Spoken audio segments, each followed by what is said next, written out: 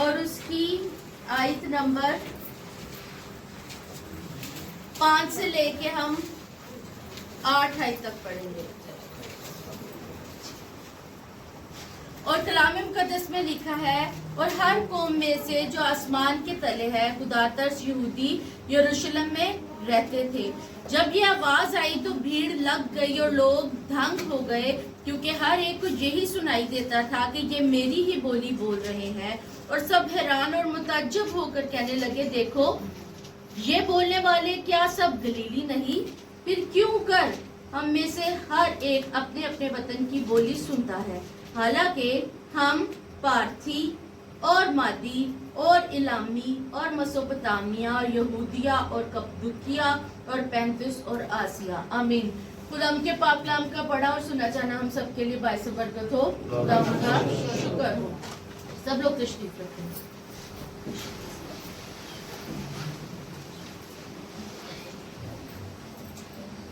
اب جو کانٹیکسٹ ہے وہ سب کو پتہ ہی ہے. کون سا واقعہ ہے؟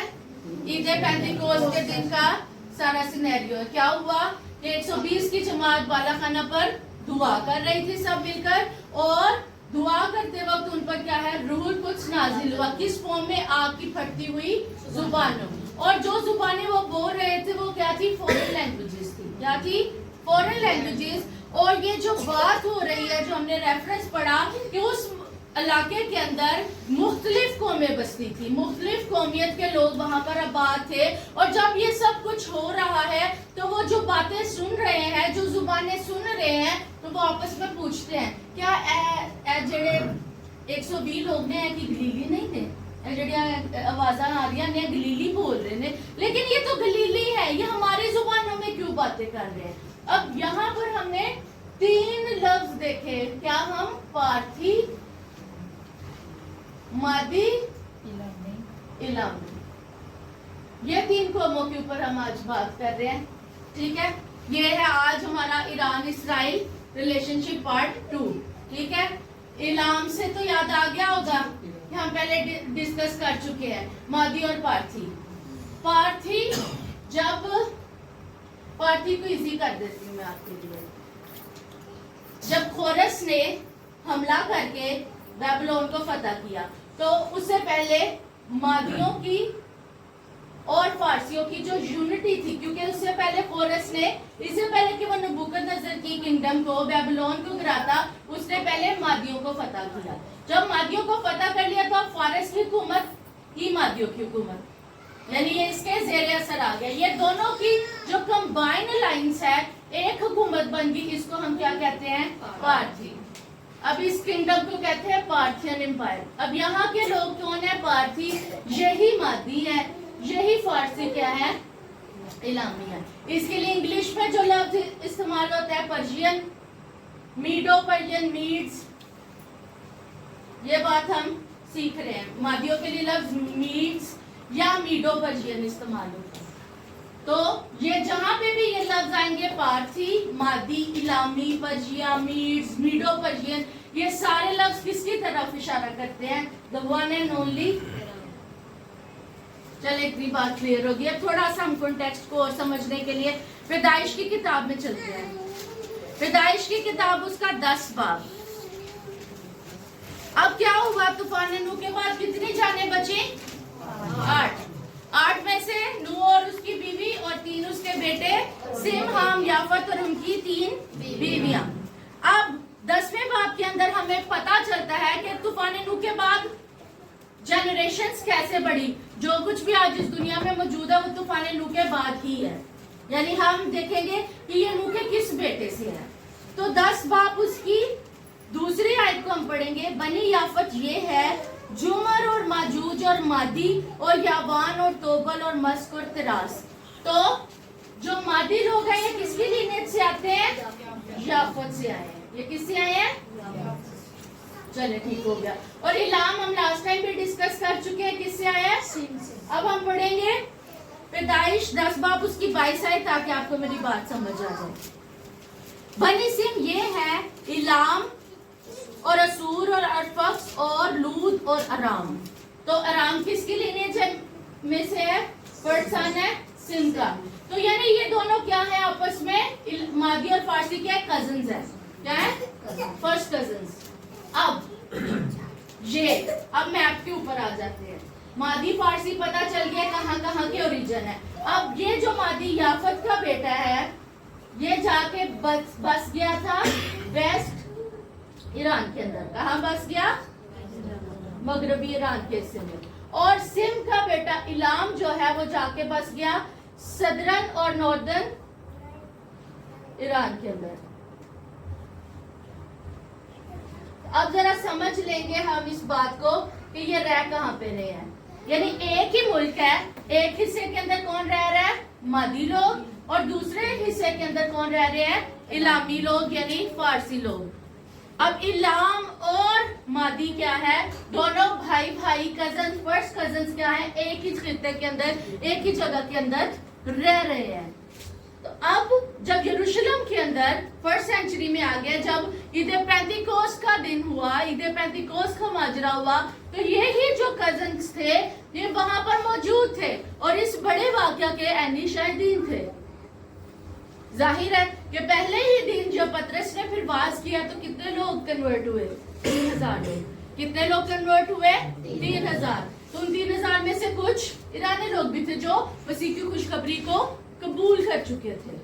یہاں تک تو ساری باتیں سمجھ آ رہی ہے. اور جو پیچھے ہم نے ڈسکس کیا تھا لاسٹ سرمن میں فرسٹ پارٹ کے اندر, اس میں ہم نے کیا بات کی تھی کہ بڑے فرینڈلی ریلیشنز تھے.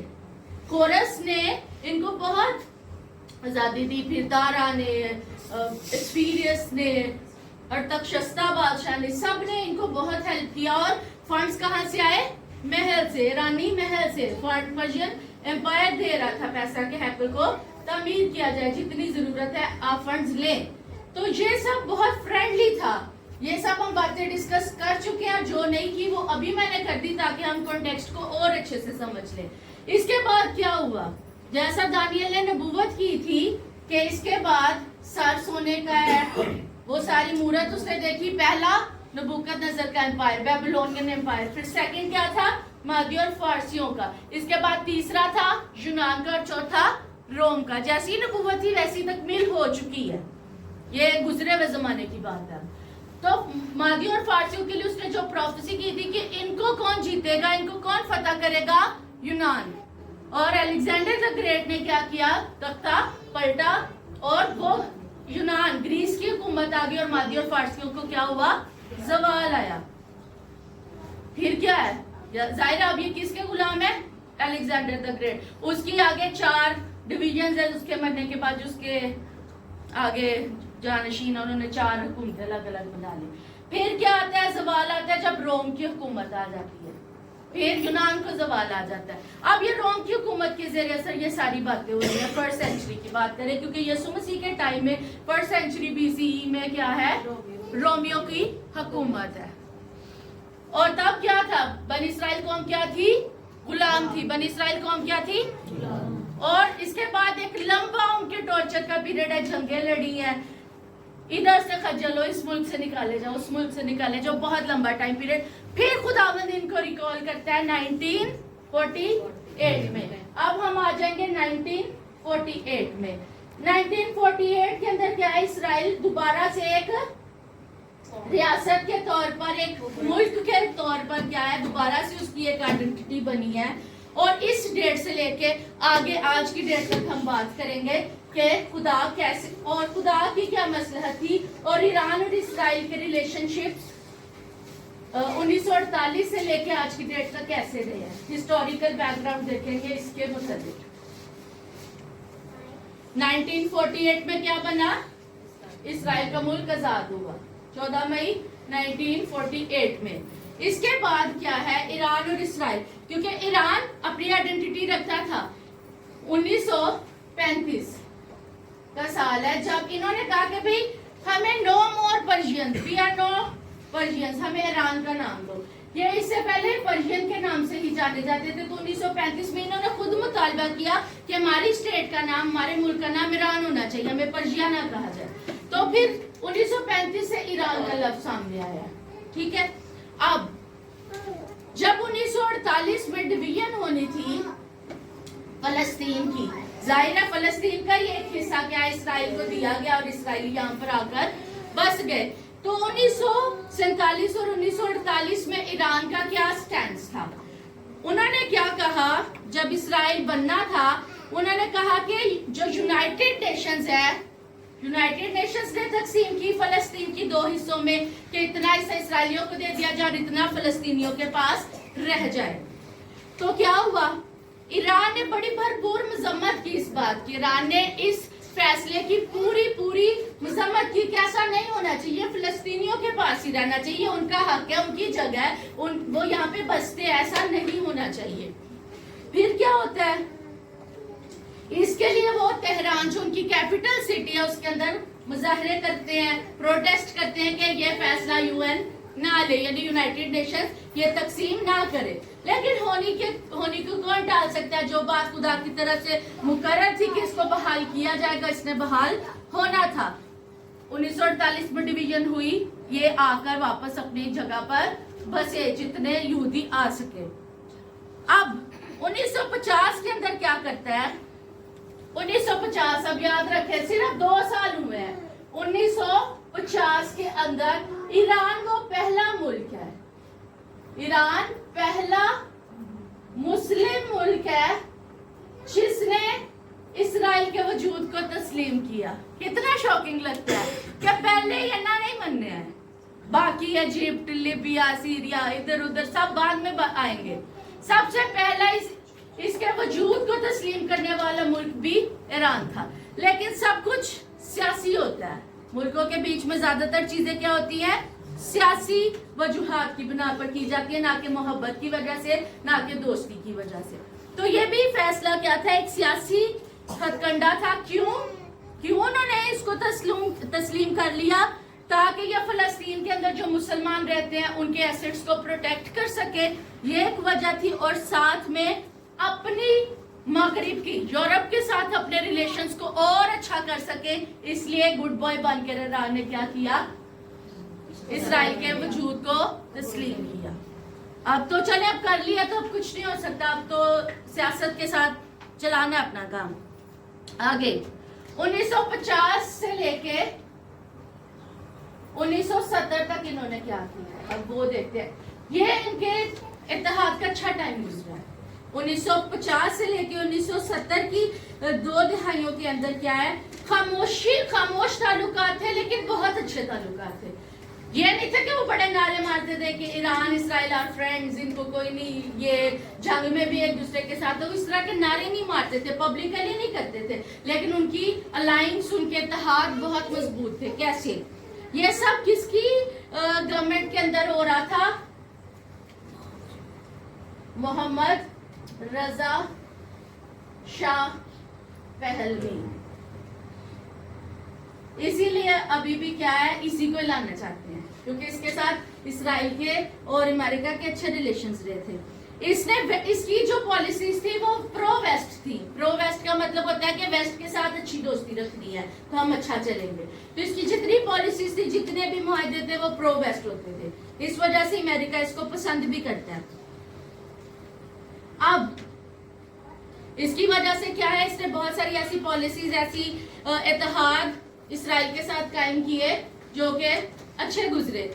जैसे कि अब ईरान, सोचें कितना अजीब लगता है, लेकिन ये भी टाइम था कि ईरान इसराइल को तेल सप्लाई करता था, जैसे हमारे मुल्क को भी करता है और मुल्कों को भी देता है, क्योंकि उनके पास रिसोर्सेज हैं इसके लिए, वो रिच है इस काम में। तो इसराइल इनसे तेल भी लेता रहा है, लेकिन बदले में क्या मिलता था? इसराइली जो इंफ्रास्ट्रक्चर बिल्डिंग कंपनीज थी वो ईरान में जाकर काम करती थी और क्या करती थी, उनको इंफ्रास्ट्रक्चर बेहतर बनाने की सारी सप्लाईज और जो कह ले के इंजीनियर्स वगैरह प्रोवाइड करते थे कि वो इधर से इधर फायदा जा रहा है और उधर से इधर भी फायदा आ रहा है, यानी बहुत फ्रेंडली रिलेशन। तो ये टाइम था 1950 से लेके 1970s तक का। ये तो हो गया जी के लेने का देना, या हमने आपसे ऑयल लिया, हमने आपको कंपनी दे दी, या हमने आपको इंजीनियर्स दे दिया, आपको इंफ्रास्ट्रक्चर के लिए सप्लाईज दे दी। अब सोचिए कि इंटेलिजेंस और मिलिट्री कोऑपरेशन कितना अच्छा है। ये सोच के इतना अजीब लगता है, लेकिन ये भी टाइम था कि ऐसा होता था। अब मोसाद का नाम किसी ने सुना है? کس کی انٹیلیجنس ہے؟ اسرائیل کی انٹیلیجنس. سوچے یہ ٹائم تھا کہ موساد خود ایک ایجنسی ہے جیسے رو ہے وہ ہاں بالکل اسرائیل کی جو ہے ایجنسی ہے انٹیلیجنس ایجنسی ہے ان کا ایران کے ساتھ کولیب تھا. ٹھیک ہے ایران کے ساتھ مل کے کام کرتے تھے. صرف کام ہی کرتے تھے. ایران کے پاس اپنی کوئی انٹیلیجنس ایجنسی نہیں تھی تو موساد نے ٹریننگ دی ایران کے ایجنٹس کو اور انہیں سیکنڈ موساد پارٹ 2 یعنی ابھی ان کا نام SAVAK ہے نا جو ایران کی ایجنسی ہے اس کا نام یہ ہے. تو ٹریننگ کس نے اس کو دی تھی؟ موساد نے. تو سوچے کتنی اچھی انٹیلیجنس کولیب بھی تھی ان کی. اور اس کے بعد ملٹری کوآپریشن کے لیے انہوں نے ایک پروجیکٹ فلاور سٹارٹ کیا تھا. پروجیکٹ فلاور کے نام سے جس کے اندر یہ میزائلز بناتے تھے ویپنز بناتے تھے اور یہ دونوں کنٹریز کے لیے تھا. یہ کولیبریٹو یا کلیکٹیو ایفرٹس کے ساتھ یہ پروجیکٹ سٹارٹ کیا تھا پروجیکٹ فلاور جس میں میزائلز اور ویپنز بنائے جاتے تھے. تو صرف تیل کی لین دین نہیں تھا کمپنیز یا انجینئرز کا لینا دینا نہیں تھا. ٹریننگ دے رہے ہیں موساد والے ایران کو ٹرین کر رہے ہیں کہ آپ اپنی ایجنسی بنائیں. میزائلز بن رہے ہیں ہتھیار بن رہے ہیں مل جل کے کام ہو رہا ہے. تو سوچیں پھر کیا مصیبت پڑی ہے کہ ابھی جنگیں لگی ہیں. بائبل کے زمانے میں بھی اتنے اچھے دوست ہیں ابھی تک بھی اچھا ہی چل رہا ہے 1970. تو پھر کیا موت پڑی ہے کہ ابھی جنگ پہ جنگ اور ایک دوسرے سے ہار ماننے کو کوئی تیار نہیں ہے. آج ہم نے روٹ کوز کو فائنڈ کرنا ہے. مین جو آج پارٹ 2 کا مقصد ہے کہ کیوں ایران اور اسرائیل آج بدترین دشمن ہے یا ایک دوسرے کے جانی دشمن کیوں بنے ہوئے. ایک ٹائم کتنے اچھے دوست تھے. اب کیا ہوتا ہے ان کے جو ہے ڈپلومیٹک ریلیشنز تھے کہ ایک ٹائم تھا ایران کے اندر تہران جو ان کی کیپٹل سٹی ہے اس میں اسرائیل کی ایمبیسی تک تھی. پھر کیا ہوا اب اس چیز کے اوپر آ جاتے ہیں ہونے والے کام کے اوپر. 1979 کا ٹائم ہے. یہ وہ سال ہے جو ایران اور اسرائیل کی دوستی کا بدترین سال تھا. اس کے اندر ایک چیز ہوئی جس کو ہم کہتے ہیں اسلامک ریولوشن. کیا کہتے ہیں ہم؟ Islamic revolution. اب سمجھ تو آپ گئے ہوں گے میری بات کو کہ اسلامک ریولوشن ہے تو پھر کیا ہوگا. اسلامک ریولوشن کے اندر کیا کیا گیا اس انسان کو جو محمد رضا شاہ پہلوی ہے اس کو ہٹا دیا گیا کہ اس کی ساری پالیسیز کیا ہے پرو ویسٹ ہے اسرائیل فرینڈلی ہے امریکہ فرینڈلی ہے یہ ہمیں نہیں چاہیے یہ اسلامک نہیں ہے یہ تو بڑا وہ ہے سیکولر سا بندہ ہمیں نہیں یہ چاہیے. اور اس کی جگہ ہم اپنا اسلامک بندہ لائیں گے خمینی صاحب راؤلہ خمینی. ہم اس کو لے کر آئیں گے اور یہ کیا کرے گا ہمارے ملک کو اسلام کی طرز پر اس کو شیپ دے گا. اور اس کو ہٹا کر پروٹیسٹ ہوئے بڑا کچھ ہوا اور کیا کیا گیا روح اللہ جو خمینی صاحب ہے ان کو گورنمنٹ مل گئی اور اس کو وہاں سے فرار ہونا پڑا کیونکہ اس کی تو وہ جان کے بھی خواہ تھے. اب جیسے یہ اسلامک ریولوشن ہوا 1979 میں اس کے بعد ایران نے اپنی آنکھیں بدلی ایران کا چہرہ بدل گیا ایران کی دوستی بدل گئی ایران چینجڈ فور ایور. اب وہ واپس دوست نہیں بن پائے گا کیونکہ آ گیا یہ اسلامک ریولوشن. اب اس کے بعد جیسے ہی خمینی صاحب پاور میں آئے انہوں نے سب سے پہلے چینج کیا کیا ایران نے ساری جو اسرائیل کے ساتھ معاہدے تھے وہ ختم کیے کہ جتنے گزشتہ معاہدے تھے اس کو اب یہ گورنمنٹ ختم کرتی ہے. نہ آئل جائے گا نہ ادھر سے کچھ آئے گا ہمیں کچھ نہیں چاہیے. جتنے پروجیکٹس ہیں وہ وہیں پر سٹاپ کیے گئے جتنے اتحاد تھے ان کو ختم کیا گیا اور ایمبیسی کو واپس اسرائیل کے ہینڈ اوور کر دیا گیا کہ ہمارے کوئی ادھر لنکس نہیں ہے تو آپ اپنی ایمبیسی بھی یہاں سے اٹھا لیں. اب اس کے بعد انہوں نے سب سے پہلا کام کیا خمینی کی گورنمنٹ نے کیا کہ اسرائیل کو انلیجٹیمیٹ یعنی کہ یہ بنی نہیں چاہیے تھی یہ ناجائز حکومت بنی ہوئی ہے ناجائز ہے انلیجٹیمیٹ کہ اس کو ہونا نہیں چاہیے. اور یہ کیا ہے ایران کا دشمن ہے. یہ دو ٹیگز انہوں نے لگائے کہ ایران کا سب سے بڑا دشمن کون ہے اسرائیل اور یہ ناجائز ملک ہے اس کو بننا نہیں چاہیے حق مار کر آئے ہیں.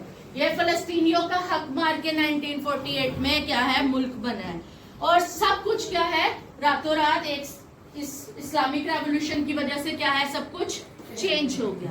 اس کے بعد 1980 سے لے کے 2000 تک کیا ہے ان کے درمیان شیڈو وار چلتی تھی. شیڈو وار کس کو کہتے ہیں؟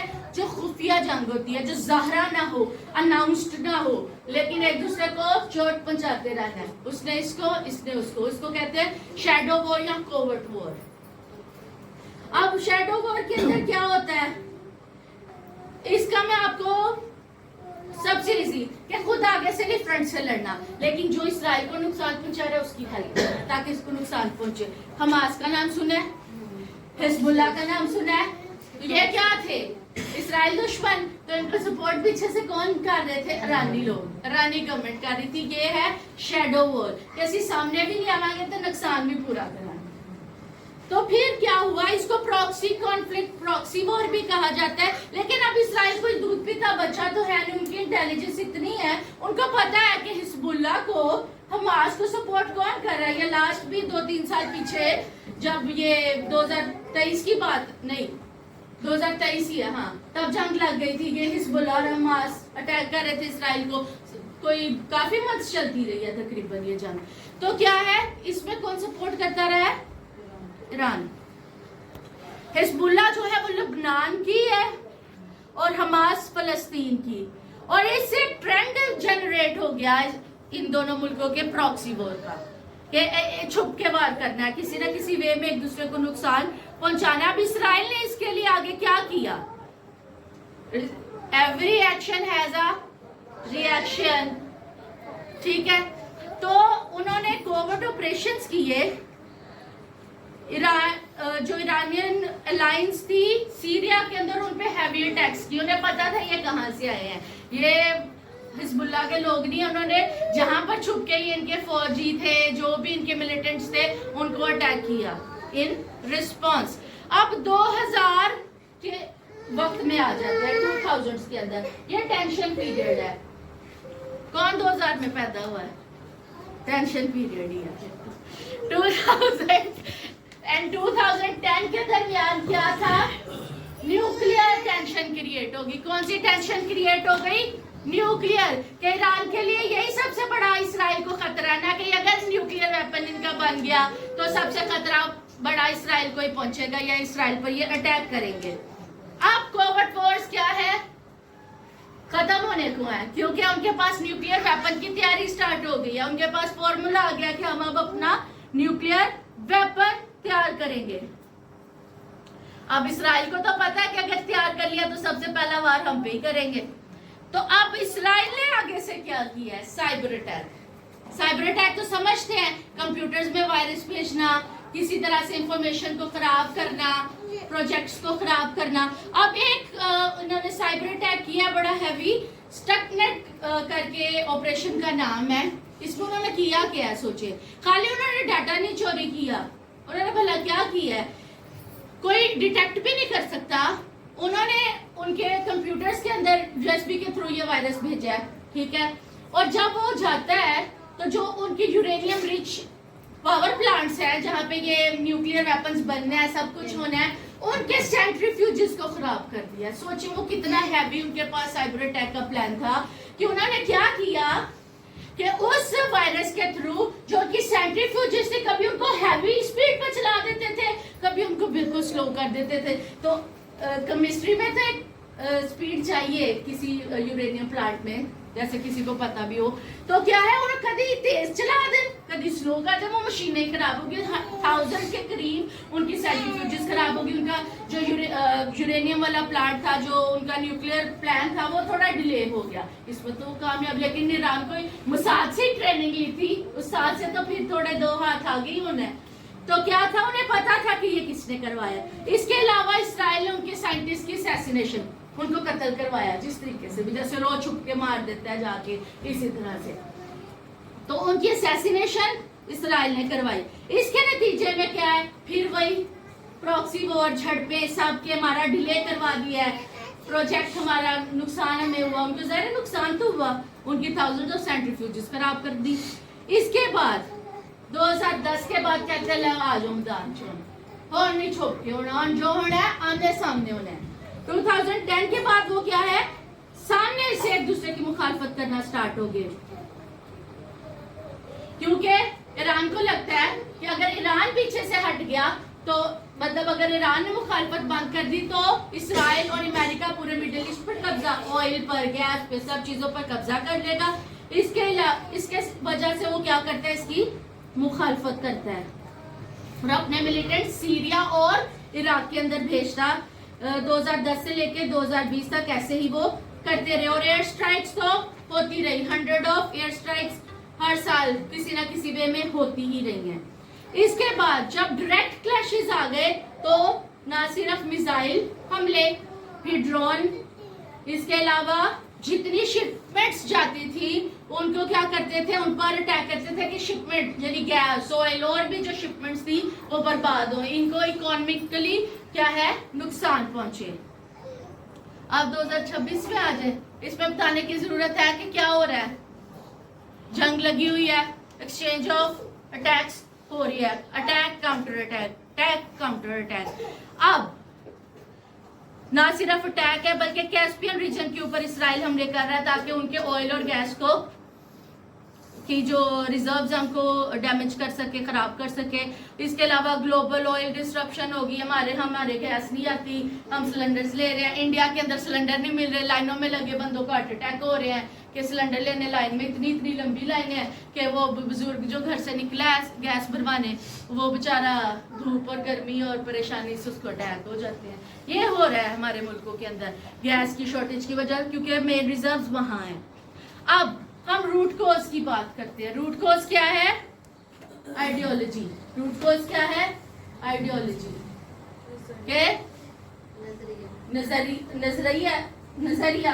نظریہ کہ اسلام یہودیوں سے نفرت کرتا ہے اور یہ ان کی بکس سے آتا ہے کہ وہ کہتے ہیں کہ جو جوز ہے وہ خدا کے ریجیکٹڈ ہے تو وہ خود جج بن جاتے ہیں. ٹھیک ہے وہ ریجیکٹ ہوئے لیکن خدا نے ان کو بحال کیا ہے، وہ نظر آتا ہے کہ بحال کیا ہے، لیکن ان کی آئیڈیالوجی کیا ہے کہ یہ ریجیکٹڈ پیپل ہے اور ہمیں پورا حق ہے کہ ہم ان کو ٹارچر کر سکتے ہیں. اس کے علاوہ پاور ریویلری کہ مڈل ایسٹ کے اندر اگر ہم نے ان کو سپیس دے دی تو یہ سب کچھ کیا کر لیں گے، قبضے میں لے لیں گے، اس لیے ہم نے یہاں پر اپنی ساکھ بنا کر رکھنی ہے. سیکنڈ ہے نیوکلیئر فیئر. اسرائیل کو خطرہ ہے کہ اگر ایران نے نیوکلیئر ویپن بنا لیا تو کیا ہے ان کی شامت آ جائے گی. تیسرا ہے پراکسی وار. اب اسرائیل بھولا نہیں ہے کہ وقت کیا ہے انہوں نے حزب اللہ اور حماس کو سپورٹ کیا ہمیں نقصان پہنچانے کے لیے. اور اس کے علاوہ جو آپس میں ان کی جھڑپیں ہوتی رہی ہیں یہ سارے کیا ہے مین کازز ہے اس جنگ کی جو آج ہم دیکھ رہے ہیں اپنی گناہگار آنکھوں سے. آگے اب ایک انویزیبل کوز بھی ہے. کون سا ہے؟ انویزیبل کوز، جو نظر نہیں آتا. اس کے لیے ہمیں تھوڑا دانیال کی کتاب میں جانا پڑے گا انویزیبل کوز کو دیکھنے کے لیے. اب ایک جو ڈینیل چیپٹر نمبر 10 ہے اس میں ہم ایک واقعہ دیکھتے ہیں کہ وہ کچھ رویا دیکھتا ہے اور اس کو سمجھ نہیں آتا اور 21 روز تک وہ ویٹ کرتا ہے، پریئر میں رہتا ہے، لذیذ کھانے نہیں کھاتا کہ مجھے اس کا رویا کا مطلب سمجھایا جائے. تو 21ویں روز کیا ہے جبرائیل فرشتہ اس کے پاس آتا ہے اور اس کو بتاتا ہے کہ تیری دعا تو پہلے ہی سن لی گئی تھی لیکن میں 21 روز تک فارس کے موکل کے ساتھ جنگ لڑتا رہا اور پھر مائیکل آرکینجل نے آ کے میری ہیلپ کی. اب وہ اس کو دیکھ رہا ہے اور میں تیرے پاس اس رویا کو سمجھانے کے لیے نیچے آیا ہوں اور واپس جاتا ہوں پھر اس سے لڑنے کو. یہ سارا آپ کانٹیکسٹ گھر جا کے پڑھیں دانیل 10 باب میں. وہاں کس بات کا ذکر ہوا ہے؟ فارس کا موکل، یعنی کچھ اسپرچل ریلم بھی ہے جس کی وجہ سے یہ سب ہوتا ہے. پوری بائبل کے اندر صرف 2 دفعہ ایسا ذکر ملتا ہے، ایک پرنس آف پرجیا یعنی فارس کا موکل اور ایک پرنس آف یونان. صرف یہ 2 ملیں گے اور کوئی نہیں ملے گا پوری بائبل میں. تو کچھ اسپرچل پرنسپیلٹیز ہے جو ایسی چیزوں کو انیشیٹ کرواتی ہیں. یعنی فارس کے موکل نے روک رکھا تھا آرکینجل گیبریل کو کہ وہ نیچے نہ جائے اور دانیل کو اس کی رویا کا مطلب نہ سمجھائے. پھر جبرائیل جو کہتا ہے کہ میں جبرائیل ہوں، اب تو گنگا رہے گا، تو نے خدا کی بات کا یقین نہیں کیا. وہ بندہ ہے، وہ اینجل ہے اور وہ رکا ہوا 21 دن، 1 دن نہیں، آدھا گھنٹہ نہیں، 2 گھنٹے نہیں، 2-4 دن نہیں، 21 دن تک جس کو ایک اسپرٹ نے روک کر رکھا ہے سوچے اس کی بھی تو کوئی پاور ہوگی جو آرکینجل گیبریل کو روکے ہوا تھا. اٹ از چھوٹا ٹائم پیریڈ نہیں ہے. تو پرنس آف پرشیا فارس کا موکل کیا ہے, وہ بھی انوالو ہے ان ساری جنگوں کے اندر دنیا کے اندر, کیونکہ بائبل کیا کہتی ہے کہ ہماری کشتی خون اور گوشت سے نہیں ہے بلکہ کس سے ہے. افسیوں 6 باب کے اندر بائبل مقدس ہمیں کیا بتاتی ہے, کیونکہ ہمیں خون اور گوشت سے کشتی نہیں کرنا بلکہ حکومت والوں اور اختیار والوں اور اس دنیا کے تاریکی کے حاکموں اور شرارت کی ان روحانی فوجوں سے جو آسمانی مقاموں میں. کون سے مقاموں میں ہے؟ تو وہ جنگ کہاں گیبریل کی ہو رہی تھی؟ آسمانی مقاموں میں.